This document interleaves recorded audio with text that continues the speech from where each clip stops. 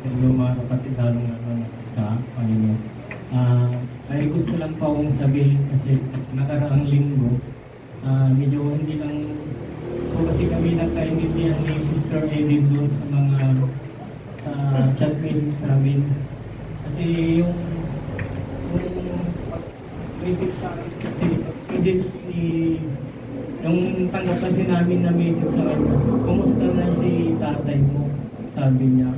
So, nalang po ako, naninignan ko na lang dahil ang alam ko kasi hindi para sa akin yung parang wrong sent lang ba yung mensahe.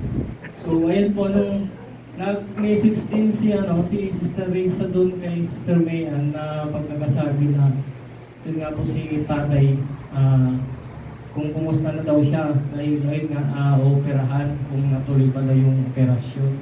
So, nagtaka na po ako noon kasi sabi ko po, saan nang galing yung idea na yan? Ayun po, nag-message ulit si Sister Risa yun nga po, may patutong si Sister Edith. May panood si Sister Edith. Pinarinig lang sa akin po yung audio niya kasi mahirap na ginagawa ko. Ginano na lang po sa tainga ko.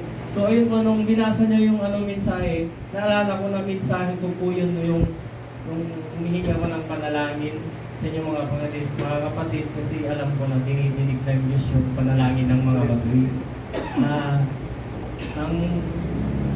Nung narinig ko po kasi yun, bumalik na po sa alaala ko yung tama, mensahe ko nga yun, pero nung 2019 pa po yun, hindi lang yata na-open ni Sister Eden, unahin niyo po yun, 2019 yun, February.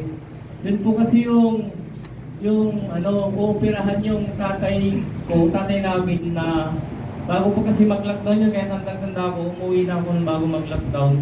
Hindi makadesisyon yung patutuko na hindi makadesisyon kasi yung pamilya na yung tatay kasi namin natumba siya, na-heat stroke, tumama yung ulo sa matigas na bagay.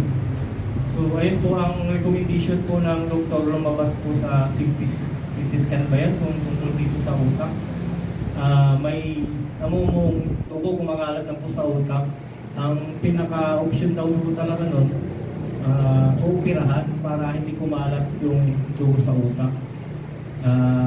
Mga kapatid ko, hindi ho sila makapag-desisyon doon. So, ayun po, humingi ako ng panalangin. Kaya nagawa ko pong mag-chat kay Sister Edith po nung panahon na yon.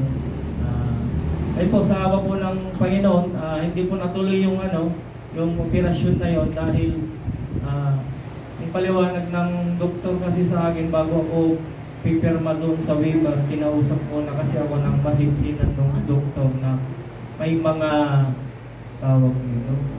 may mga maaaring posibilidad na mangyari na hindi rin pala makaka-recover yung tatay ko kahit na maging successful, kahit na maoperahan siya sa ulo, kung hindi maging successful yung operasyon, maaari daw siya na maging coma o yun po, may posibilidad pa rin siya na mamatay matuluyan.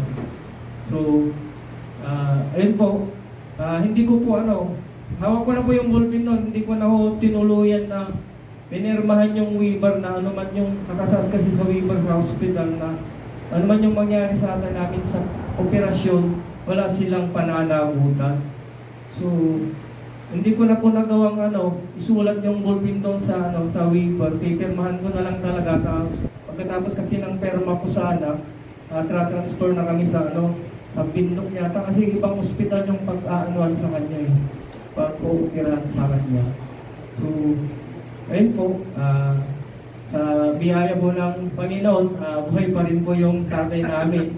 Palagi ko po siyang pinag-pray at pinasasalamatan sa Diyos.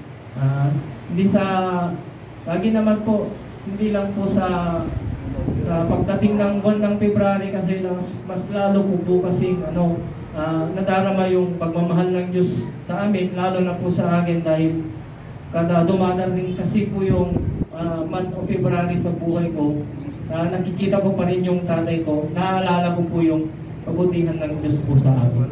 Yun na po sa